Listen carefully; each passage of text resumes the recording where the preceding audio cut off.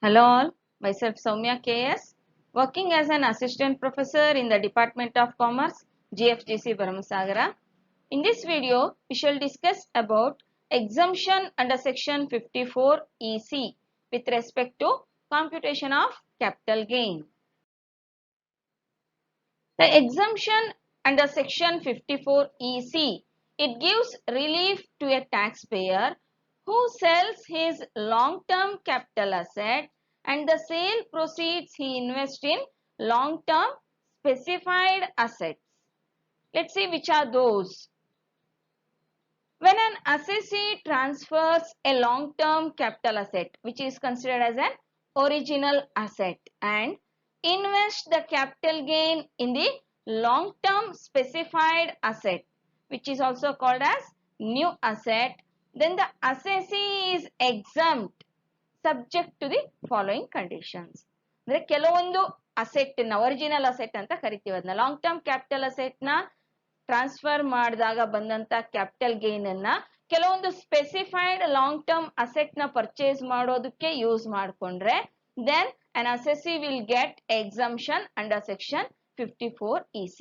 But for that purpose, few conditions has to be satisfied. Those conditions are, first one, the new asset should be purchased within 6 months from the date of transfer of original asset. A new specified asset within 6 months of the transfer of the original asset ಅಲ್ಲಿ purchase ಮಾಡಿರಬೇಕು. Then, if the cost of long-term specified asset is not less than the capital gain, the whole of such capital gain shall be exempt. And if it is less, the amount of that investment shall be exempt. ಈಗ whichever is less, ಆ exemption ಸಿಗುತ್ತೆ. ಅಂದ್ರೆ original asset ಇಂದ ಬಂದಿರತಕ್ಕಂತ short long term capital gain ಏನಿದೆ ಅದೇ if it is less, that will become exempt, or the investment amount, if it is less, then that amount will become exempt with respect to some calculations are there. It is where the long-term specified asset is transferred or converted into money at any time within a period of 3 years from the date of its acquisition, the exempted amount of capital gain shall be chargeable to tax as a long-term capital gain of the previous year in which the new asset is transferred. ಈಗ ಅವರು exemption benefit ತಗೊಂಡಿರ್ತಾರೆ. ಈಗ 6 months ಒಳಗೆ ಅವರು new asset ನ purchase ಮಾಡಿದಾಗ exemption ನ claim ಮಾಡ್ಕೊಂಡಿರ್ತಾರೆ. New asset ನ ಪರ್ಚೇಸ್ ಮಾಡಿ ನಂತರ ವಿತಿನ್ 3 ಇಯರ್ಸ್ ಅದನ್ನೇನಾದ್ರೂ ಸೇಲ್ ಮಾಡಿದ್ರೆ ಆಗ ಈ exemption amount it will chargeable under the head capital gain. Nothing but exemption will be withdrawn. And along with that, if the assessee has claimed the exemption in respect of new asset under this section, on such cost he will not be entitled under section 80C ನಲ್ಲಿ ಅವರಿಗೆ deduction ಸಿಗೋದಿಲ್ಲ. Next, the investment in the long-term specified assets by an assessee during the financial year in which the original asset is transferred and in the subsequent financial year cannot exceed rupees 50 lakh. The total investment amount, it should not exceed 50 lakh. The long-term specified asset for making any investment under section 54 EC means any bond redeemable after 5 years and issued by National Highway Authority of India or by Rural Electrification Corporation Limited or any other bond notified by central government. This is as per the Finance Act.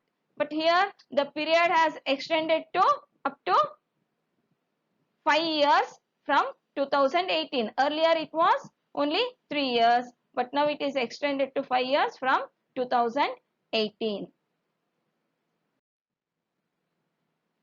The amount of exemption is, once again, whichever is less, that is amount of capital gain invested in the long term specified asset or rupees 50 lakh. ಇಲ್ಲಿ 50 lakh ಅನ್ನುವಂತ ಒಂದು slab ನ ಕೊಟ್ಟಿದ್ದಾರೆ.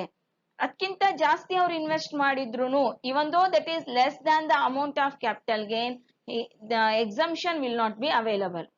Take for example, ಈಗ ಒಂದು capital gain original asset ಇತ್ತು, it may be house, land, whatever it may be, ಆ original asset ಇಂದ ಅವನಿಗೆ ಈಗ ಆಲ್ರೆಡಿ ಕ್ಯಾಪಿಟಲ್ ಗೇನ್ 1 crore ಬಂದಿದೆ and he has invested that in the specified asset. ಈಗ ನಾವೇನ್ bond central government approved bonds ಅಂತ ಹೇಳಿದ್ವಿ, ಆ ಬಾಂಡ್ಸ್ ಅಲ್ಲೇ ಇನ್ವೆಸ್ಟ್ ಮಾಡಿದಾನೆ the whole 1 crore rupees.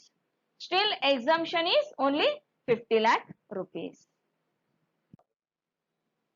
Let's discuss about this exemption under section 54C, 54EC with the help of an example.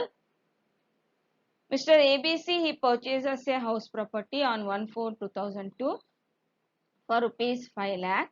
He sells the house on 15/11/2018 for rupees 2 crore. He purchases bonds of NHAI which are redeemable after 5 years. ಅಂದ್ರೆ specified asset ಅಲ್ಲೇ invest ಮಾಡ್ತಾರೆ. That is on 15/3/2019 he invested 50 lakh and similarly on 15/4/2020 he invested 50 lakh rupees. Of course, subsequent years also he can invest. So here the period of holding of the original asset is 2002 to 2018. Then it is a long-term capital gain. That condition has fulfilled. Let's see what is the exemption available. Sale price of the asset is 2 crore and less indexed cost of acquisition. Cost of acquisition, actual cost of acquisition in 2002 was 5 lakh rupees into CII in 2018 because it is sold in the year 2018. So the CII in 2018 was 280. Then CII in the period of purchase acquisition, that is 2002, was 105. Now if we calculate, it comes to 13,33,333.33.